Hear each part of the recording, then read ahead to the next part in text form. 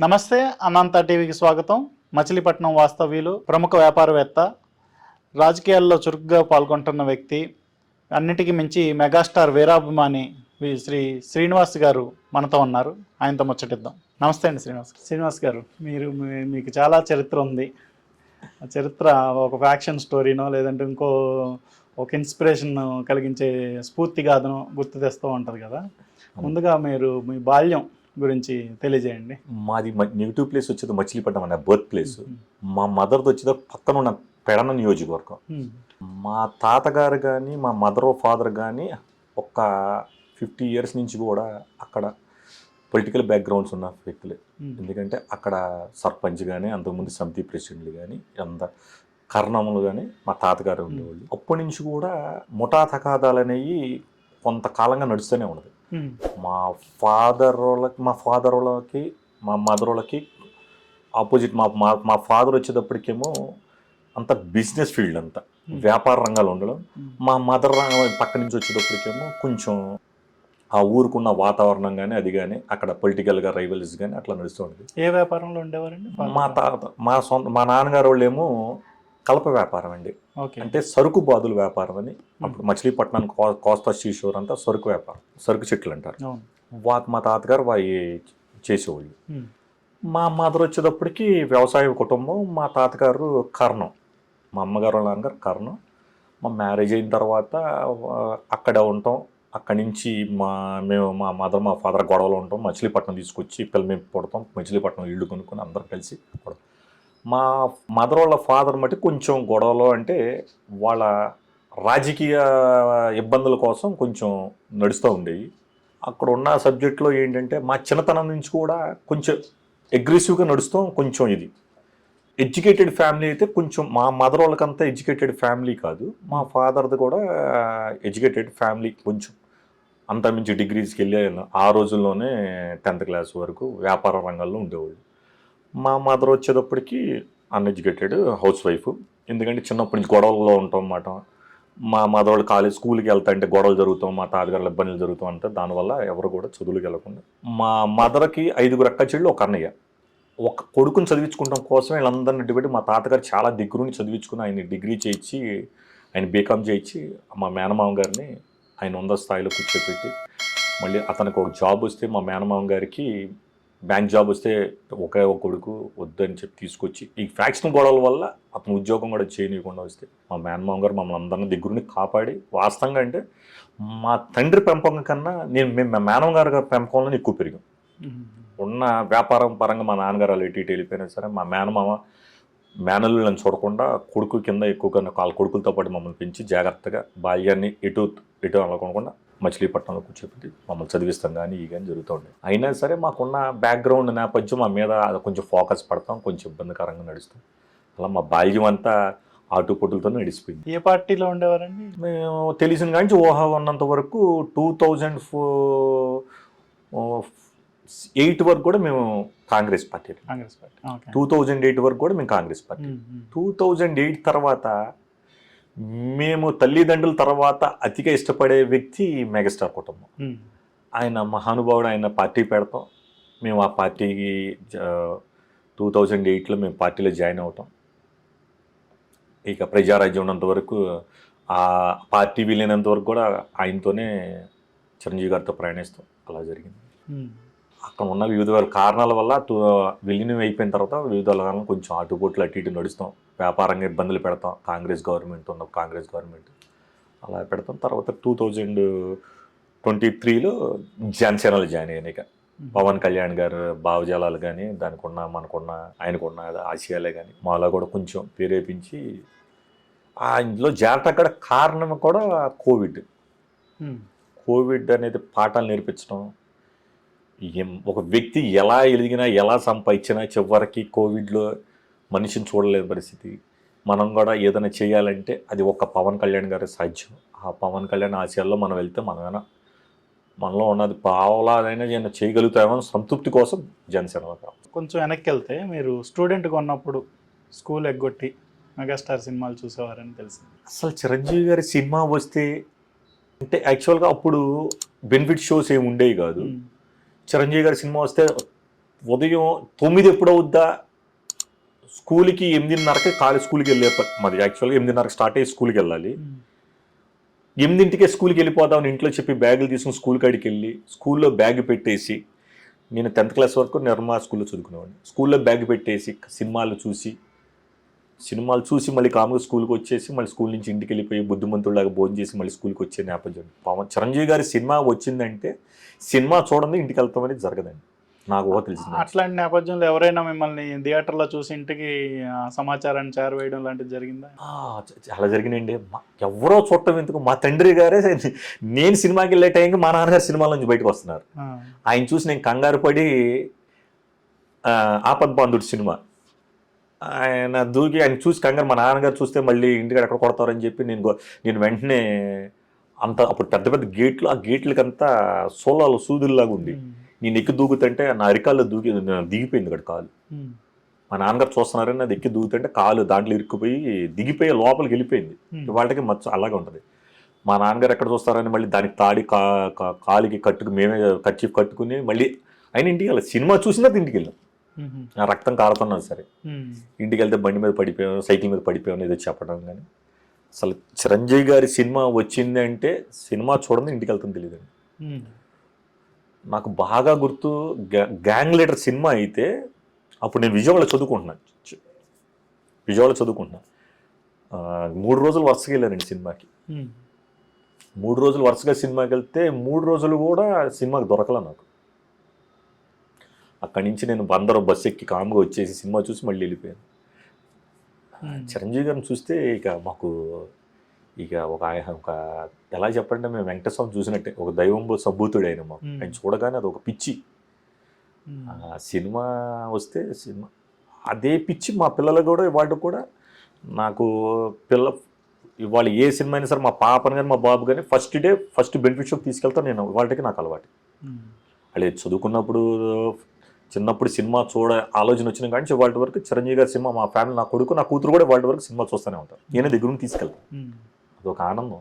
ఎందుకంటే తిరుపతి దర్శనం ఎట్లా జరుగుద్దో చిరంజీవి సినిమా వస్తే అదే ఆలోచనలో ఉంటుంది. ఈ విద్యార్థి దశలో ఉన్నప్పుడు మీరు చదువుపై పెద్దగా ఆసక్తి ఉన్నట్టుగా కనిపించలేదు. ఇప్పుడు మీరు సినిమాలో వెళ్ళి స్కూల్ ఎగ్గొట్టిన మరి కాలేజ్ పెట్టాలి బందర్లో అనే ప్రపోజల్ మీరే చేసినట్టుగా ఎందుకు చేశారు అట్లా? అంటే యాక్చువల్గా నేను చదువు ఫస్ట్ క్లాస్ స్టూడెంట్ని. నేను 10th క్లాస్ వరకు ఫస్ట్ క్లాస్ స్టూడెంట్ని. ఒక చిరంజీవి సినిమా వస్తేనే నేను బయటికి వెళ్ళేవాడిని. తర్వాత నాకు అసలు మా ఊర్లో కూడా నాకేం పక్క రోడ్లు కూడా తెలియదు.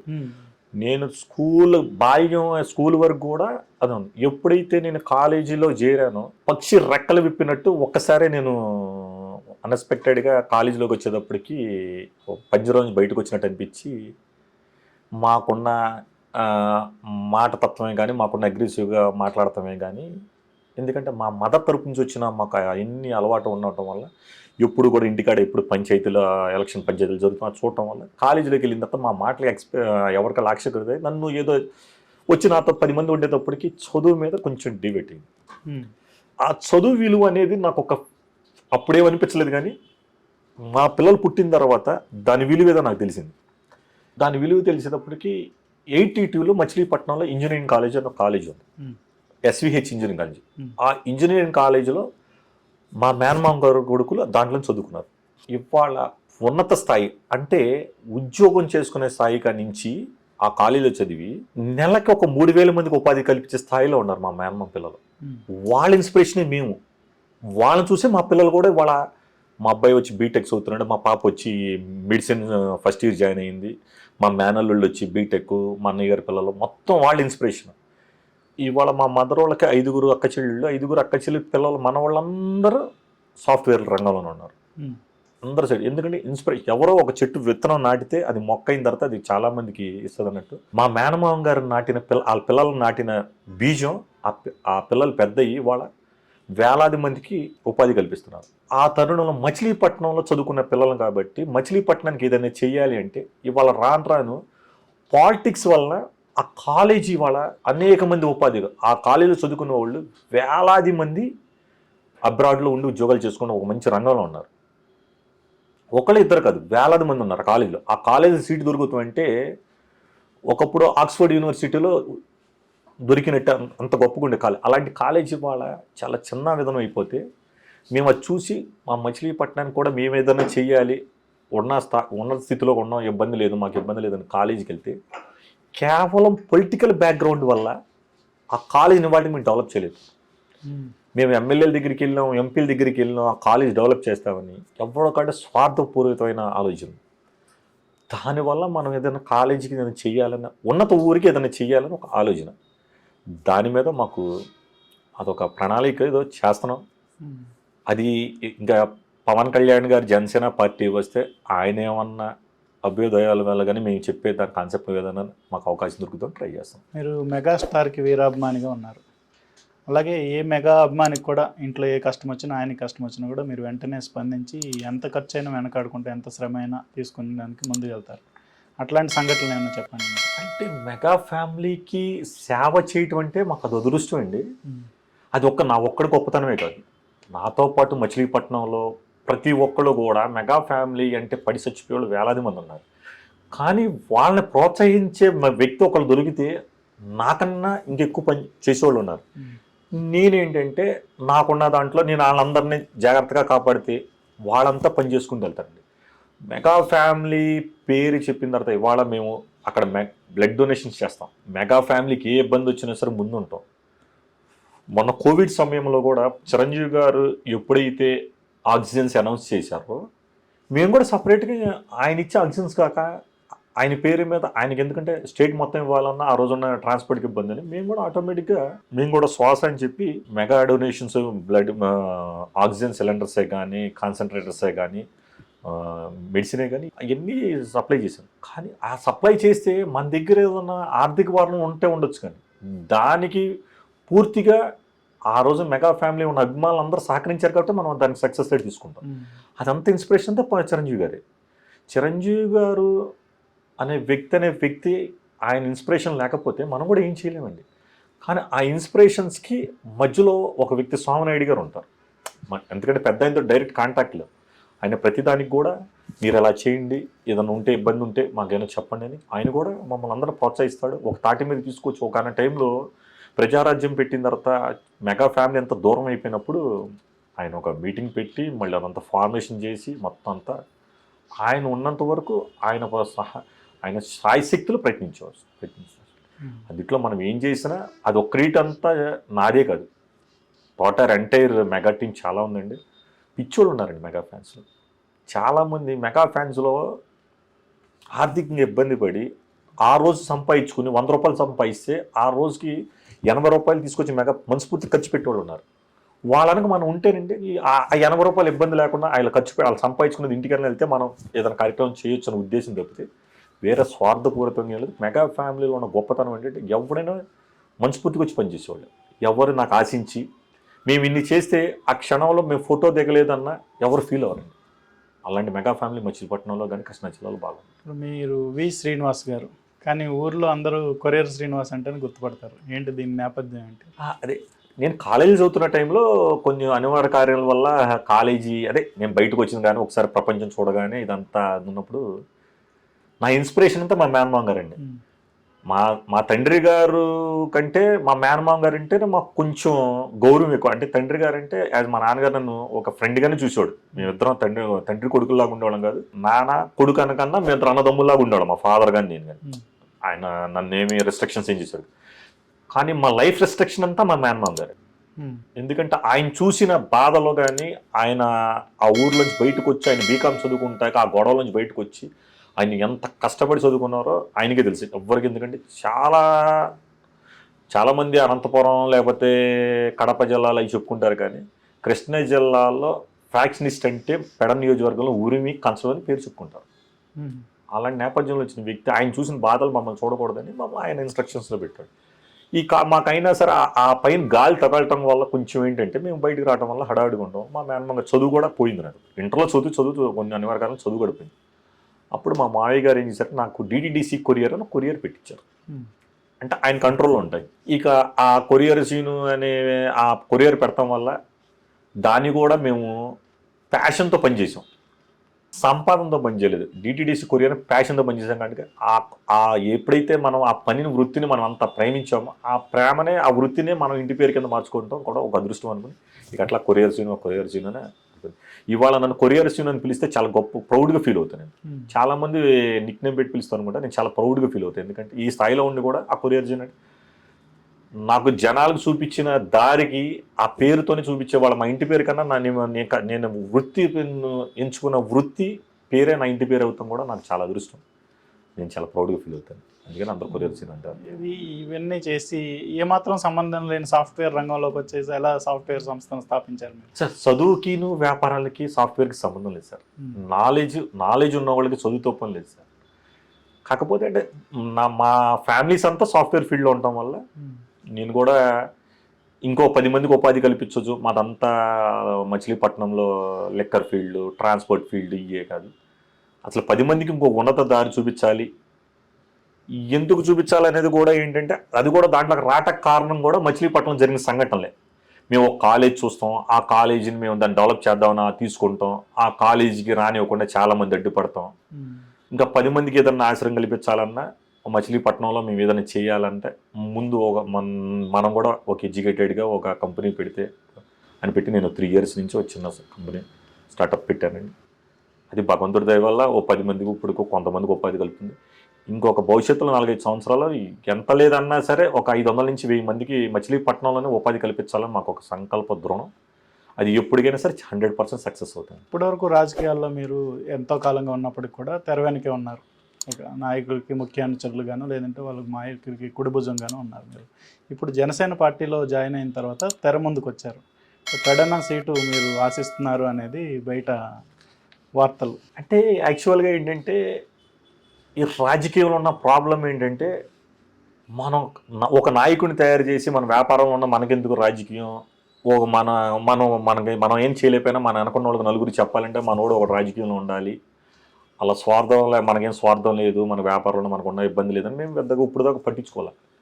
అదే మేము రాజకీయాల్లో రావటానికి కూడా కొన్ని స్వార్థాలు రాజకీయ నాయకులు మాతో పనిచేయించుకుని స్వార్థపూరితంగా మనం ఎవరికైనా సహాయం చేయాలంటే వాళ్ళు ఇబ్బంది పెట్టిన అన్ని చూసిన తర్వాత అసలు 10 మందికి మనం ఇచ్చే స్థాయిలో ఉన్నప్పుడు మనమే రాజకీయంలోకి వస్తే ఇంకా 100 మందికి సహాయం చేయగలం ఆలోచనతోనే మేము ఫ్రంట్ లైన్లోకి రావాల్సి వచ్చింది. ఈ ఫ్రంట్ లైన్లోకి రావటానికి అనేక కారణాలు ఉన్నాయి. కొన్ని కారణాలు చెప్పలేకపోతాం, కొన్ని కారణాలు చెప్పగలం, కొన్ని కారణాలు చెప్పలేకని పోయిన పరిస్థితి లేదు.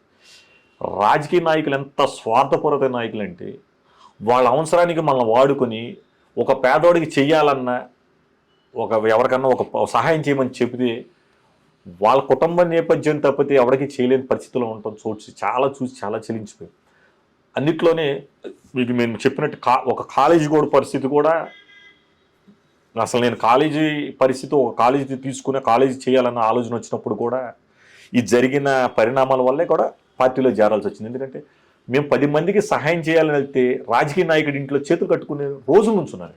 రాజకీయ నాయకుడి ఇంట్లో రోజులు చేతులు కట్టుకుని నుంచున్నాం. మామూలుగా దాని గురించి లేనప్పుడు వెళ్తే ఎమ్మెల్యే ఎంపీ ఇంటికి వెళ్తే సీట్లు వేసి కూర్చోబెట్టిన వాళ్ళు 10 మందికి సహాయం చేద్దామంటే మమ్మల్ని మర్చిపోయి వేరే సబ్జెక్ట్ మాట్లాడతాం మొదలెట్ట. నేను ఒక 15 రోజులు అలా తిరిగాను. ఆ తిరిగిన తర్వాత అప్పుడు అనిపించింది అసలు ఆ రాజకీయ నాయకుడి కోసం మనం వాడిని ఎవరినో గెలిపించి కన్నా మన చేతిలో మనం ఏదైనా న్యాయం చేయాలంటే మన చేతిలోనే అది ఉంటే ఇంకో నలుగురికి 100 మంది చేయగలను ఒక ఆలోచన వచ్చి అది ఏ పార్టీ అనేది డబ్బుంటే రాజకీయం రాదండి. డబ్బుంటే రాజకీయం రాదండి. డబ్బుంటే రాజకీయంలో చేరినాడు ప్రతి ఒడు కూడా డబ్బుతో రాజకీయం చేసి డబ్బుని వాళ్ళ రాజకీయ వృత్తిగా తీసుకుంటున్నారు. దానం చేస్తే రాజకీయం రాదండి. రాజకీయం అనేది సేవా దృక్పథంతో సేవ చేద్దామని నలుగురికి 400 రూపాయలు 100 రూపాయలు 1000 రూపాయలు అట్లా ఇచ్చుకుంటే సేవ వెళ్తే రాజకీయం చేయలేరు. రాజకీయానికి కావాల్సిన అనుగుణాలన్నీ ఉండాలి.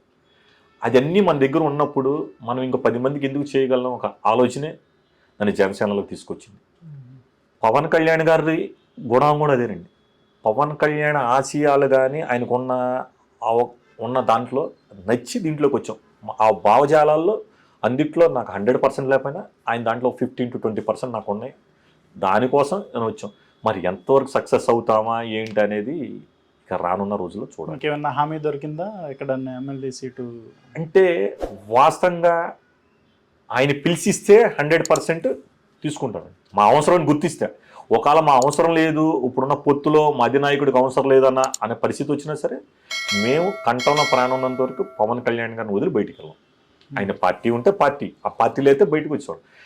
మాకున్న ఇప్పుడు మేమున్న పొజిషన్లో ఏ పార్టీకి వెళ్ళినా సరే మమ్మల్ని పిలిచి కుర్చీ వేసి సాల్వ కప్పి మాకు ముందుస్తారు. మాకు అసలు అది వద్దు, మాకు పవన్ కళ్యాణ్ గారు ఆశయాలే మాకు ముఖ్యం. ఆశయాలతో పాటు మనకు కూడా అక్కడ అవసరం ఉందనుకుంటే మనిషి సహజంగా ఆశిస్తాం, ఎందుకంటే మనిషి ఆశాజీవి.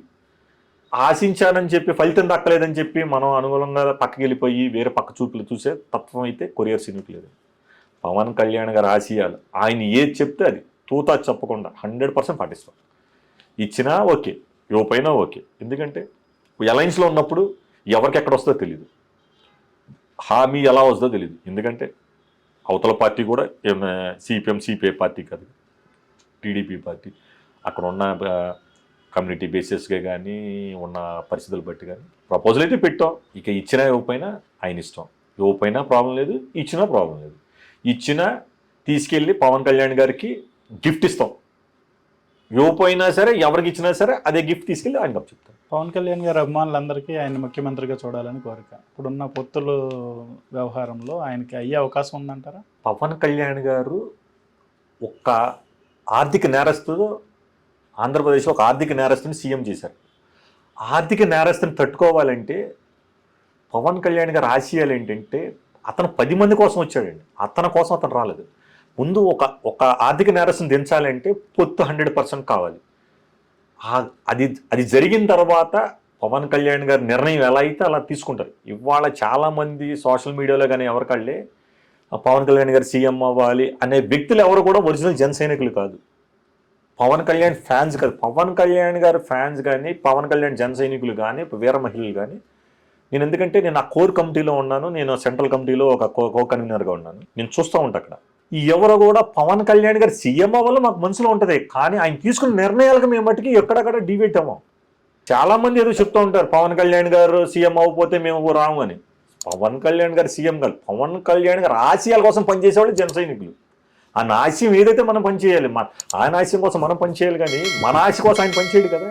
ఆయన ఆశయం ఏంటి గొప్పది, ఆంధ్రప్రదేశ్ చరిత్రని ఒక ఉన్నత స్థాయిలో చూపించాలి. ఇవాళ ఉన్న ఆర్థిక నేరస్తుడిని దగ్గర నుంచి ఆ ఆంధ్రప్రదేశ్ని తీసుకుని ఇచ్చేయాలని కోరిక. ఆ కోరికలో ఆయన నలిగిపోయినా సరే వెలిగివ్వాల్సిన వ్యక్తి ఆయన 2014లో అలయన్స్ ఉన్నప్పుడే ఈ పార్టీకి సెంట్రల్ మినిస్టర్ వచ్చేది, లేకపోతే ఏ మినిస్టర్ కంటే ఆరోగిస్తారు. ఇవాళ కూడా ఆయనకి 2 సార్లు గెలవపోయినా బీజేపీలో ఇవాళ భారతదేశాన్ని అగ్రస్థానంలో పెట్టిన బీజేపీని కూడా మోడీ గారు వెళ్తే, మోడీ గారు మొన్న ఇక్కడ హైదరాబాద్ వచ్చినప్పుడు కూడా ఏం చెప్పారు, నా ముందు జనాలు ఉన్నారు, నా వెనక పవన్ కళ్యాణ్ గారు ఉన్నారు అన్నాడు. అంత స్థాయి వ్యక్తే మాట్లాడుతున్నాడంటే అప్పుడు అంత ఆయన దగ్గర ఉన్నప్పుడు ఆయన ఏమడితే తీస్తారు కదా. ఆయన పదవి ఆశించే వ్యక్తి అయితే కాదు, ఆయన ఆశయాల కోసం పనిచేస్తున్న వ్యక్తి. ఆ ఆశయాల్లో ఒక రోజు ముందు వెనక ఎప్పటికైనా డెఫినెట్గా ఆయన సీఎం, 100% సీఎం కదా. ఆశయాల కోసం ఉన్నప్పుడు అనుగుణంగా ఒక్కొక్కసారి ముందు జరుగుతుంది, ఒకసారి ముందు. అంతేగాని ఆయన సీఎం అవ్వాలి అంటే కాదు, మనం కాదు సీఎం అవ్వాలి. మనం ఆయనే ఎమ్మెల్యే గెలిపించి ఆయన ఆశయాలు ఏమున్నాయి చేయగలిగితే ఆటోమేటిక్గా అదే వరిస్తుంది. పదవి కోసం పవన్ కళ్యాణ్ గారు వెంపర్లాడరు, పవన్ కళ్యాణ్ గారినే పదవి వెంపర్లాడాలి. అది జన సైనికులు ప్రతి ఒక్కరికి ఉంది. ఎవరు సోషల్ మీడియాలో ఎవరు మాట్లాడిన అవగాహన లేని వ్యక్తులు మాట్లాడుతూ ఉంటారు, వాళ్ళందరూ జన సైనికులు కాదు, జనసేనకి సంబంధం లేని వ్యక్తులు. మధ్యలో ఏంటంటే సోషల్ మీడియాలో డబ్బులు ఇచ్చి మాట్లాడించే వాళ్ళందరూ జనసేన అనుకుంటారు. దట్టి పరిస్థితులు పవన్ కళ్యాణ్ గారి ఆశయాలు ఆయన ఏదనుకుంటే దానికే మనం అనుకోగా పనిచేసే వ్యక్తులే జనసేన పార్టీ. మీరు మెగాస్టార్కి వీరాభిమాని, ఇటీవల పద్మ విభూషణ్ వచ్చింది, ఎలా ఫీల్ అవుతున్నారు? వాస్తవంగా అయితే పవన్ కళ్యాణ్ చిరంజీవి గారికి పద్మవిభూషణ్ రావటం అంటే ఆయనకున్న స్కిల్స్కి అది చాలా తక్కువే. ఆయన ఇప్పుడు ఇవాళ పద్మభూషణ్ వచ్చింది, పద్మవిభూషణ్ వచ్చింది, ఆయన దేనికైనా అర్హుడే. ఎంత ఎదిగినా సరే ఒదిగిన వ్యక్తి ఎవరు అంటే చిరంజీవి గారు. మెగా ఫ్యామిలీ నిజంగా కార్మజన్ములు, 3 అన్నదమ్ములు, త్రిమూర్తులు లాంటి వాళ్ళు. అంజనమ్మ గారు కన్నా ఏ నక్షత్రానో ఎప్పుడు పుట్టారు ముగ్గురు, కానీ కార్మజన్ములు, త్రిమూర్తులు లాంటి వాళ్ళు. మేము ఎంత ఎదిగామని ఎక్కడా కూడా ఇది లేదు, ఎక్కడ ఎంత ఎదిగినా సరే ఒదుగున్న వ్యక్తులే. అలాంటి ఆయనకి అది రావటం అనేది ప్రౌడ్గా ఆయన కాదు, ఆయన అభిమానంగా ఉండటం వల్ల మేము ఎంతో అదృష్టవంతులు అనుకుంటున్నాం. మేము ఆయన ఉండగా మా కళతో చూసుకున్నాం.